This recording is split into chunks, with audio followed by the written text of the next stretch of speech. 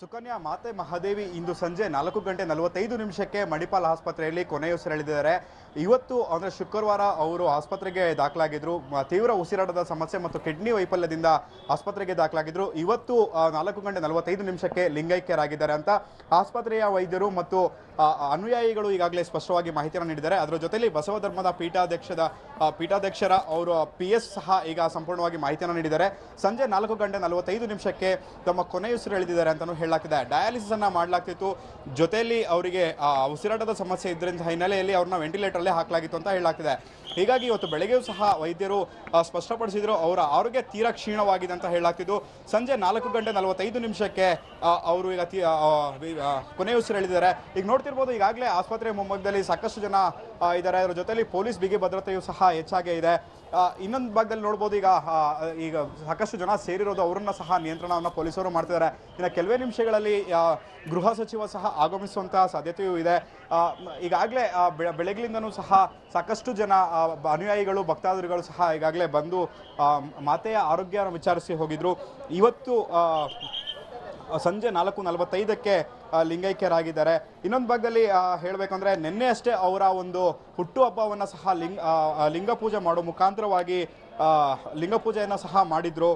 ಜೊತೆಯಲ್ಲಿ ಸಾಕಷ್ಟು ಜನ ಅವರವರು ಎಲ್ಲ ಆರೋಗ್ಯ ಹೆಚ್ಚು ಚೆನ್ನಾಗಿ ಆಗಬೇಕು ಅಂತಲೂ ಭಕ್ತಾದಿಗಳು ಎಲ್ಲನೂ ಸಹ ಪೂಜೆಯನ್ನು ಮಾಡಿದರು. ಆದರೆ ಇವತ್ತು ಸಂಜೆ ಈ ಒಂದು ಕೊನೆಯುಸಿರನ್ನು ಹೇಳಿದಿರುವಂಥದ್ದು ಅದು ದಕ್ಷಿಣ ಭಾರತದಲ್ಲೇ ಮೊದಲ ಒಂದು ಜಗದ್ಗುರುಗಳಾಗಿದ್ದರು ಸಹ, ಅಂದರೆ ಬಸವ ಧರ್ಮದ ಪೀಠಾಧ್ಯಕ್ಷರು ಸಹ ಆಗಿದ್ದರು. ಹೀಗಾಗಿ ಇವರನ್ನು ಕಳೆದುಕೊಂಡಿರುವಂಥದ್ದು ಭಾರಿ ದೊಡ್ಡ ದುಃಖಕ್ಕೂ ಸಹ ಕಾರಣ ಆಗಿದೆ ಅಂತ ಹೇಳಲಾಗ್ತಿದೆ. ಈಗಾಗಲೇ ಇನ್ನು ಪೊಲೀಸ್ ನೋಡ್ತಿರ್ಬೋದು, ಈಗ ಮೂಮೆಂಟ್ಸ್ನ ನೋಡ್ತಿದ್ರೆ ಸಾಕಷ್ಟು ಗೊಂದಲಗಳು ಸಹ ಇವೆ. ಹೆಚ್ಚುವರಿಯಾಗಿ ಪೊಲೀಸನ್ನು ನಿಯೋಜನೆಯನ್ನು ಸಹ ಮಾಡಲಾಗಿದೆ. ಇನ್ನು ಕೆಲವೇ ನಿಮಿಷಗಳಲ್ಲಿ ಸಹ VVIPಗಳು ಸಹ ಬರಲಿದ್ದಾರೆ ಅಂತಲೂ ಈಗ ಹೇಳಲಾಗ್ತಿದೆ. ಸುಕನ್ಯಾ. ಓಕೆ ಪವನ್, ಈಗ ಆರೋಗ್ಯ ಸಮಸ್ಯೆ ಗಂಭೀರ ಅಂತ ಹೇಳಲಾಗ್ತಾ ಇತ್ತು, ಆರೋಗ್ಯ ಕ್ಷೀಣ ಅಂತ ಕೂಡ ಹೇಳಲಾಗ್ತಾ ಇತ್ತು. ಆದ್ರೆ ನಿಜಕ್ಕೂ ಇದು ಆಘಾತಕಾರಿ ವಿಚಾರ ಈಗ ಬಂದಿರುವಂಥದ್ದು. ಮಾತೆ ಮಹಾದೇವಿಯವರ ಅನುಯಾಯಿಗಳು ಆಗಮಿಸ್ತಾ ಇದ್ದಾರೆ ಅಂತ. ಸದ್ಯ ಪರಿಸ್ಥಿತಿ ಹೇಗಿದೆ ಅಲ್ಲಿ ಆಸ್ಪತ್ರೆ ಸುತ್ತಮುತ್ತ? ಸುಕನ್ಯಾ, ಅದೇ ಶುಕ್ರವಾರ ಮಾತೆ ಮಹಾದೇವಿ ಅವರು ಮಣಿಪಾಲ್ ಆಸ್ಪತ್ರೆಗೆ ದಾಖಲಾಗ್ತಾರೆ. ತೀವ್ರ ಉಸಿರಾಟದ ಸಮಸ್ಯೆ ಮತ್ತು ಕಿಡ್ನಿ ಸಮಸ್ಯೆಯಿಂದ ಅವರು ಆಸ್ಪತ್ರೆಗೆ ದಾಖಲಾಗ್ತಾರೆ. ಇದಕ್ಕೂ ಮೊದಲು ಜನವರಿಯಲ್ಲೂ ಸಹ ದಾಖಲಾಗಿದ್ರು. ಆಗಲೂ ಸಹ ವೈದ್ಯರ ತಂಡ ಅವರಿಗೆ ಚಿಕಿತ್ಸೆಯನ್ನು ನೀಡಲಾಗ್ತಿತ್ತು. ಇವತ್ತು ಸಹ ಸಾಕಷ್ಟು ಒಂದು ಬೆಳಗ್ಲಿಂದನೂ ಅನುಯಾಯಿಗಳೆಲ್ಲ ಬರ್ತಿದ್ರು. ಅಂದರೆ ಆರೋಗ್ಯ ವಿಚಾರಿಸೋದಕ್ಕೋಸ್ಕರವಾಗಿ ಬರ್ತಿದ್ರು.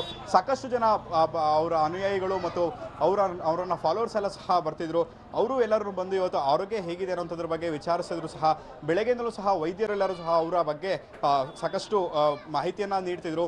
ಅವರ ಆರೋಗ್ಯ ಹೇಗಿದೆ ಅಂತ ಪ್ರತಿ ನಿಮಿಷದ ಬುಲೆಟಿನ್ಗಳನ್ನು ಸಹ ಅವರ ಆಪ್ತರಿಗೆ ತಿಳಿಸ್ತಾ ಇದ್ರು. ಸದ್ಯಕ್ಕೆ ಅವರು ಕ್ರಿಟಿಕಲ್ ಆಗಿದ್ದಾರೆ ಅಂತಲೂ ಹೇಳಲಾಗ್ತಿತ್ತು, ವೆಂಟಿಲೇಟರ್ ಇಟ್ಟಿದ್ದಾರೆ ಅಂತಲೂ ಹೇಳಲಾಗ್ತಿತ್ತು.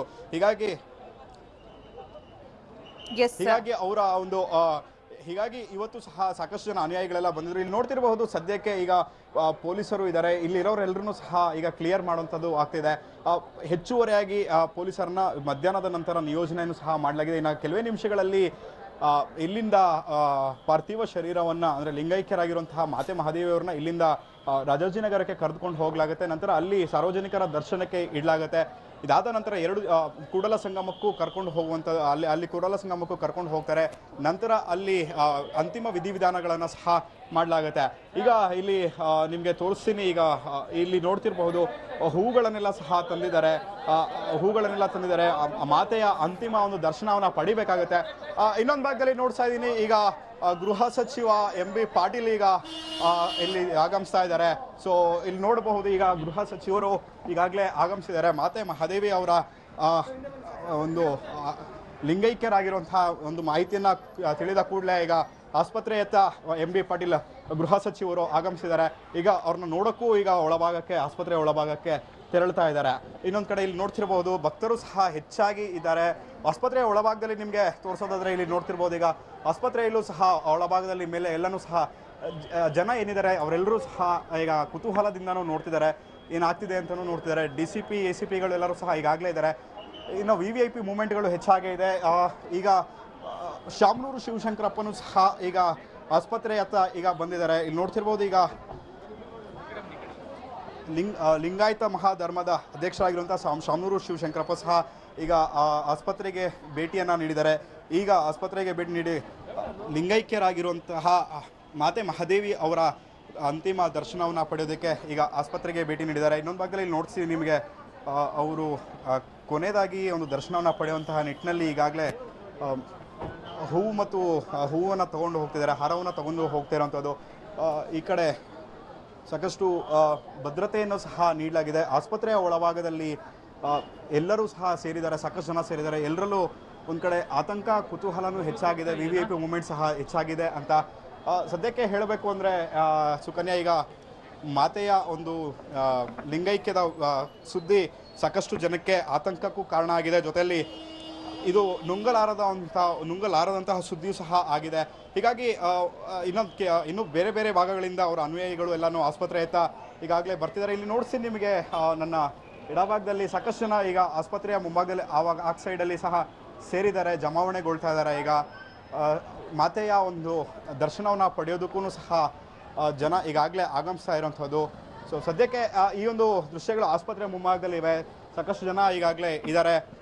ಮಾತೆಯ ಒಂದು ಕೊನೆಯ ಅಂತಿಮ ದರ್ಶನವನ್ನು ಪಡೆಯೋದಕ್ಕೂ ಎಲ್ಲ ಸಿದ್ಧತೆಗಳು ಸಹ ನಡೀತಾ ಇದೆ. ಆಸ್ಪತ್ರೆಯಿಂದ ಇಲ್ಲಿಂದ ಹೇಗೆ ಕರ್ಕೊಂಡು ಹೋಗಬೇಕು ಅನ್ನೋಂಥ ಪ್ಲ್ಯಾನ್ ಇನ್ನಷ್ಟೇ ನಡೆಯುತ್ತೆ. ಇದಾದ ನಂತರ ಝೀರೋ ಟ್ರಾಫಿಕ್ ಮುಖಾಂತರ ಹೋಗುತ್ತಾ ಅಥವಾ ಹೇಗೆ ಮಾಡಬಹುದು ಅನ್ನೋಂಥದ್ದನ್ನು, ಯಾವ ಟೈಮಲ್ಲಿ ತೊಗೊಂಡು ಹೋಗಬಹುದು ಅನ್ನೋಂಥದ್ದನ್ನು ಸಹ ಚರ್ಚೆ ಆದ ಬಳಿಕ ನಂತರ MB ಪಾಟೀಲ್ರೇ ಬಂದು, ಅಂದರೆ ಗೃಹ ಸಚಿವ MB ಪಾಟೀಲ್ರೇ ಬಂದು ಅವರು ಮಾಹಿತಿಯನ್ನು ನೀಡಲಿದ್ದಾರೆ. ಸುಕನ್ಯಾ, ಧನ್ಯವಾದ ಪವನ್. ಈಗ ಮಾತೆ ಮಹಾದೇವಿ ಲಿಂಗೈಕ್ಯರಾಗಿದ್ದಾರೆ ಅನ್ನುವಂತಹ ಮಾಹಿತಿ ಇದೀಗ ಬಂದಿರೋದು. ಇನ್ನು ಈ ಬಗ್ಗೆ ನಮ್ಮ ಜೊತೆಗೆ ಮಾತನಾಡೋದಕ್ಕೆ ಮಹದೇಶ್ವರ ಸ್ವಾಮೀಜಿಗಳು ಈಗ ಸಂಪರ್ಕದಲ್ಲಿದ್ದಾರೆ. ಮಹದೇಶ್ವರ ಸ್ವಾಮೀಜಿಗಳೇ, ತಾವು ಮಾತೆ ಮಹಾದೇವಿಯವರ ಆರೋಗ್ಯ ವಿಚಾರಿಸ್ಕೊಳ್ತಾ ಇದ್ರಿ, ಆಸ್ಪತ್ರೆಯಲ್ಲಿ ಇದ್ರಿ ಅನ್ನುವಂತಹ ಮಾಹಿತಿ ಎಷ್ಟೊತ್ತಿಗೆ ಈ ಒಂದು ನಿಧನದ ವಾರ್ತೆ ಬಂತು ಅಂತ?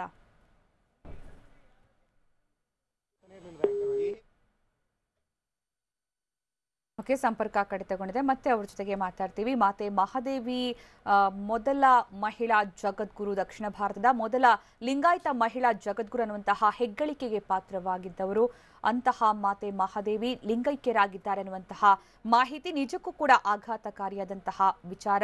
ಉಸಿರಾಟದ ಸಮಸ್ಯೆಯಿಂದ ಬಳಲ್ತಾ ಇದ್ದಂತಹ ಮಾತೆ ಮಹಾದೇವಿಯವರು ಸಂಜೆ 4:45 ಸುಮಾರಿಗೆ ಕೊನೆಯುಸಿರೆಳೆದಿದ್ದಾರೆ, ಲಿಂಗೈಕ್ಯರಾಗಿದ್ದಾರೆ ಅನ್ನುವಂತಹ ಮಾಹಿತಿ ಲಭ್ಯವಾಗಿದೆ. ಕಳೆದ 7 ದಿನಗಳಿಂದಲೂ ಕೂಡ ಅವರು ಆಸ್ಪತ್ರೆಯ ತುರ್ತು ನಿಗಾ ಘಟಕದಲ್ಲಿ ಚಿಕಿತ್ಸೆಯನ್ನು ಪಡಿತಾ ಇದ್ರು. ಉಸಿರಾಟದ ಸಮಸ್ಯೆಯಿಂದ ಅವರು ಬಳಲ್ತಾ ಇದ್ರು, ಜೊತೆಗೆ ಡಯಾಲಿಸಿಸ್ ಕೂಡ ಮಾಡಲಾಗ್ತಾ ಇತ್ತು. ಅವರಿಗೆ ಬೇರೆ ಬೇರೆ ಅಂಗಾಂಗದ ಸಮಸ್ಯೆಯಿಂದ ಅವರು ಬಳಲ್ತಾ ಇದ್ರು, ವಯೋಸಹಜ ತೊಂದರೆಯಿಂದ ಅವರು ಬಳಲ್ತಾ ಇದ್ರು ಅನ್ನುವಂತಹ ಮಾಹಿತಿ ಇದೆ. 73 ವರ್ಷ ವಯಸ್ಸಿನ ಮಾತೆ ಮಹಾದೇವಿಯವರು ನಿನ್ನೆಷ್ಟೇ ತಮ್ಮ ಹುಟ್ಟುಹಬ್ಬವನ್ನ ಆಚರಿಸಿಕೊಂಡಿರೋದು. ಅಂದ್ರೆ ಮಾರ್ಚ್ 13 ಅವರ ಜನನ ಆಗಿರೋದು. 1946 ಮಾರ್ಚ್ 13. ಇವತ್ತು ಮಾರ್ಚ್ 14. ನಿಜಕ್ಕೂ ಕೂಡ ವಿಪರ್ಯಾಸ. ಅಂದ್ರೆ ಒಂದು ದಿನದ ಅಂತರದಲ್ಲಿ, ಹುಟ್ಟುಹಬ್ಬದ ಮಾರನೇ ದಿನವೇ ಅವರು ಶಿವೈಕ್ಯರಾಗಿರುವಂತಹ ವಿಚಾರ. ಅವರ ಅನುಯಾಯಿಗಳಿಗೆ ನಿಜಕ್ಕೂ ಕೂಡ ಇದು ತೀವ್ರ ಆಘಾತ ಉಂಟು ಮಾಡಿರುವಂತಹ ವಿಚಾರ. ಹೀಗಾಗಿ ಆಸ್ಪತ್ರೆಗೆ ಅಲ್ಲಿ ಹೆಚ್ಚಿನ ಸಂಖ್ಯೆಯಲ್ಲಿ ಅವರ ಅನುಯಾಯಿಗಳು, ಭಕ್ತರು ಆಗಮಿಸ್ತಾ ಇದ್ದಾರೆ. ಮಾತೆಯವರನ್ನ ನೋಡಬೇಕು, ಕೊನೆಯದಾಗಿ ಅವರ ದರ್ಶನವನ್ನ ಪಡೆಯಬೇಕು ಅಂತ. ಈಗ ನಮ್ಮ ಜೊತೆಗೆ ಮಾತಾಡೋದಕ್ಕೆ ಮಹದೇಶ್ವರ ಸ್ವಾಮೀಜಿಯವರು ಈಗ ಅಲ್ಲಿ ಆಸ್ಪತ್ರೆಯಿಂದಲೇ ಸಂಪರ್ಕದಲ್ಲಿದ್ದಾರೆ. ಮಹದೇಶ್ವರ ಸ್ವಾಮೀಜಿಯವರೇ, ಮಾತೆ ಮಹಾದೇವಿಯವರು ಇನ್ನಿಲ್ಲ ಅನ್ನುವಂತಹ ವಿಚಾರ ಅವರ ಅನುಯಾಯಿಗಳಿಗೆ ನಿಜಕ್ಕೂ ತೀವ್ರ ಆಘಾತವನ್ನ ಉಂಟು ಮಾಡಿದೆ. ತಾವು ಆಸ್ಪತ್ರೆಯಲ್ಲಿ ಇದ್ರಿ, ಅವರ ಆರೋಗ್ಯವನ್ನ ವಿಚಾರಿಸಿಕೊಳ್ತಾ ಇದ್ರಿ ಅಂತ. ಏನು ಸಮಸ್ಯೆ ಆಗಿತ್ತು ಮಾತೆಯವರಿಗೆ? ಅಂದ್ರೆ 8 ದಿವಸ ಆಯ್ತು ಇಲ್ಲಿ ಬಂದು ಬಾಗಲಕೋಟೆಯಿಂದ. ಬಾಗಲಕೋಟೆ ಕೆರೋಡಿ ಆಸ್ಪತ್ರೆಯಲ್ಲಿದ್ದು, ಅಲ್ಲಿಂದ ಉಸಿರಾಟ ಸಮಸ್ಯೆ ಆಯ್ತು, ಜಾಸ್ತಿ ಆಯ್ತು. ಅದಕ್ಕೆ ನಾವು ಇಲ್ಲಿ ಮಣಿಪಾಲ್ ಆಸ್ಪತ್ರೆಗೆ ಬಂದು, ಮಣಿಪಾಲ್ ಹಾಸ್ಪಿಟಲ್ 8 ದಿವಸದಿಂದ ಟ್ರೀಟ್ಮೆಂಟ್ ತಗೋತಾ ಇದೀವಿ. ಕಿಡ್ನಿ ಫೇಲ್ಯೂರ್ ಆಗಿದೆ, ಮತ್ತೆ ಲಂಗ್ ಇನ್ಫೆಕ್ಷನ್ ಆಯ್ತು. ಆರೋಗ್ಯ ಸಮಸ್ಯೆಯಿಂದ ಹೀಗಾಯ್ತು ಅಂತ. ಹೌದು. ನಿನ್ನೆಷ್ಟೇ ಅವರ ಹುಟ್ಟಿದ ದಿನ ಹಬ್ಬ ಕೂಡ ಅಲ್ವಾ? ಮಾರ್ಚ್ 13 ಅವರ ಜನ್ಮದಿನಾಂಕ ಅಲ್ವಾ ಅವ್ರದ್ದು? ಹೌದು, ನಿನ್ನೆ ಅವ್ರ ಜನ್ಮದಿನ 13ನೇ ತಾರೀಕು. 73 ಮುಗಿದು ಇವತ್ತಿಗೆ 74 ಕಾಲಿಟ್ಟಿದೆ. ನಿಜಕ್ಕೂ ಅದು ವಿಪರ್ಯಾಸ. ನಿನ್ನೆ ಹುಟ್ಟಿದ ಹಬ್ಬ ಇವತ್ತು ನೋಡಿದ್ರೆ ಈ ರೀತಿ ಆಗಿರೋದು. ಹೌದು ಹೌದು. ಅವರು ಕಳೆದ 7 ದಿನಗಳಿಂದ ಟ್ರೀಟ್ಮೆಂಟ್ ಪಡ್ಕೊಳ್ತಾ ಇದ್ರು ಅಂತ ಹೇಳಿದ್ರೆ, ಕೊನೆಯದಾಗಿ ಅವ್ರು ಮಾತನಾಡಿರೋದು ಯಾವಾಗ ತಮ್ಮೆಲ್ಲರ ಜೊತೆಗೆ? 3 ದಿವಸದಿಂದ ಮಾತಾಡಿದ್ರು. ಅಂದ್ರೆ ಆ ಸಂದರ್ಭ ಏನ್ ಮಾತಾಡಿದ್ರು? ಚೆನ್ನಾಗಿ ರಿಯಾಕ್ಟ್ ಮಾಡ್ತಾ ಇದ್ರಾ? ಪ್ರತಿಕ್ರಿಯೆ ಮಾತಾಡ್ತಾ ಇದ್ರು. ಎಲ್ಲ ಕೂತ್ಕೊಳ್ಳಿ, ಆಶ್ರಮ ಎಲ್ಲ ಅಂತಿದ್ರು. ಅವ್ರು ಇದನ್ನ ಮಾಡಿ ಅಂತ ಹೇಳ್ತಾರೆ. ತಮ್ಮ ಜೊತೆಗೆ ತಾವು ಮಾತಾಡಿದ್ರಿ ಅವ್ರ ಜೊತೆಗೆ? ಹೌದು. ಅಂದ್ರೆ ಆ ಸಂದರ್ಭ ಅವರಿಗೆ ಆರೋಗ್ಯ ಸಮಸ್ಯೆ ಇದೆ ಅನ್ನೋದೆಲ್ಲವೂ ಕೂಡ ಅರಿವಾಗ್ತಾ ಇತ್ತು ಆ ಸಂದರ್ಭದಲ್ಲಿ ಮಾತಾಡ್ತಿರುವಾಗ? ಹೌದು, ಉಸಿರಾಟ ಸಮಸ್ಯೆ ಆಗಿದೆ. ಉಸಿರಾಟದ ಸಮಸ್ಯೆಯಿಂದ. ಹೌದು. ಅಂದ್ರೆ ಇವತ್ತು ಸ್ವಲ್ಪ ಜಾಸ್ತಿ ತೊಂದರೆ ಆಯ್ತು ಆರೋಗ್ಯ ವಿಚಾರದಲ್ಲಿ ಅಂತ ಬೆಳಗ್ಗೆಯಿಂದ? ಅಂದ್ರೆ ಅವರು ಇವತ್ತು ನಿನ್ನೆ ಸ್ವಲ್ಪ ಒಂದು 50% ಆಗಿತ್ತು, ಇವತ್ತು ಫುಲ್ ಆಯ್ತು ಮಧ್ಯಾಹ್ನದಿಂದ. ಎಲ್ಲ BP ಲೋ ಆಯ್ತಾ ಬಂತು. 4:45ಕ್ಕೆ ಅವರು ಲಿಂಗೈಕ್ಯರಾದ್ರು ಅಂತ. ನಿಜಕ್ಕೂ ಅಂದ್ರೆ ಒಂದು ವಿಚಾರ ಏನಂದ್ರೆ ಆಘಾತ ಏನಂತಂದ್ರೆ ತುಂಬಾ ಅನುಯಾಯಿಗಳನ್ನ ಹೊಂದಿರುವಂತಹ ಮಾತೆ ಮಹಾದೇವಿ ಅವರು ಲಿಂಗೈಕ್ಯರಾಗಿದ್ದಾರೆ ಅನ್ನುವಂತಹ ವಿಚಾರ ಅವರ ಅನುಯಾಯಿಗಳಿಗೆ, ಅವರ ಅಭಿಮಾನಿಗಳಿಗೆ ಅರಗಿಸಿಕೊಳ್ಳೋದಕ್ಕೆ ಆಗ್ತಾ ಇಲ್ಲ. ಹೀಗಾಗಿ ಆಸ್ಪತ್ರೆ ಹತ್ರ ಬರ್ತಾ ಇದ್ದಾರೆ. ತಾವೇನ್ ಹೇಳ್ತೀರಾ ಈ ಸಂದರ್ಭದಲ್ಲಿ? ಹೌದು, ನಾವ್ ಯಾರಿಗೂ ಆಸ್ಪತ್ರೆ ಹತ್ರ ಬರಬಾರ್ದು ಅಂತ ಹೇಳ್ತೀವಿ, ಎಲ್ಲ ಕೂಡಲ ಸಂಗಮಕ್ಕೆ ಹೋಗ್ಬೇಕಂತ ಹೇಳ್ತಾ ಇದ್ದೀವಿ. ಅಂದ್ರೆ ಮುಂದಿನ ವಿಧಿವಿಧಾನಗಳು ಯಾವ ರೀತಿ ಇರುತ್ತೆ ಮಹದೇಶ್ವರ ಸ್ವಾಮೀಜಿ ಅವರೇ? ಅಂದ್ರೆ ಇಲ್ಲಿಂದ ನಾವು ನಮ್ದು ಬಸವ ಮಂಟಪ ರಾಜಾಜಿನಗರದಲ್ಲಿದೆ, ಅದು ನಮ್ಗೆ ಹೆಡ್ ಆಫೀಸು, ಅಲ್ಲಿಗೆ ಕರ್ಕೊಂಡು ಹೋಗ್ತೀವಿ. ಅಲ್ಲಿಂದ ನಾಳೆ ಬೆಳಗ್ಗೆ ಕೂಡಲ ಸಂಗಮಕ್ಕೆ ಪ್ರಯಾಣ ಮಾಡ್ತೀವಿ. ನಾಳೆ ರಾತ್ರಿ, ನಾಳಿದ್ದು ಮಧ್ಯಾಹ್ನ ತನಕ ಕೂಡಲ ಸಂಗಮ ಬರ್ತೀವಿ. ಅಲ್ಲೆಲ್ಲ ಸಾರ್ವಜನಿಕರಿಗೆ, ಭಕ್ತರಿಗೆ ದರ್ಶನ ಕೊಡಿಸ್ತೀವಿ. ಮತ್ತೆ ಅಲ್ಲಿ ನಾಡಿದ್ದು ಮಧ್ಯಾಹ್ನ ಅಂದ್ರೆ ಶನಿವಾರ ಮಧ್ಯಾಹ್ನ ಅವರಿಗೆ ಅಂತಿಮ ಸಂಸ್ಕಾರ ನಡೆಸ್ತೀವಿ. ಲಿಂಗಾಯತ ಧರ್ಮದ ಪ್ರಕಾರ, ಬಸವ ತತ್ವದ ಪ್ರಕಾರ ಧಾರ್ಮಿಕ ವಿಧಾನಗಳು ನಡೆಯುತ್ತವೆ.